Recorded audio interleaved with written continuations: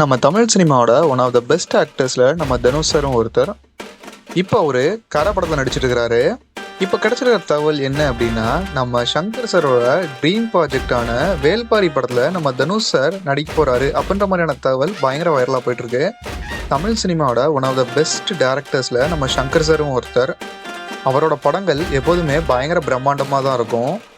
அதுலேயும் வேல்பாரி படத்தை நம்ம சங்கர் சார் டைரக்ட் பண்ணால் இன்னுமே பயங்கரமாக இருக்கும்.